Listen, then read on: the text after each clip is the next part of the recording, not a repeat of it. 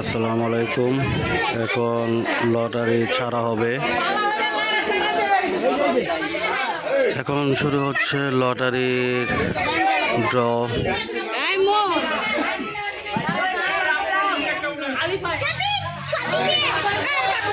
অনেক মজার মজার খেলা হচ্ছে। এখন শুরু হচ্ছে লটারি ড্র দিবে, দেখি কে দামি পুরস্কার পায়।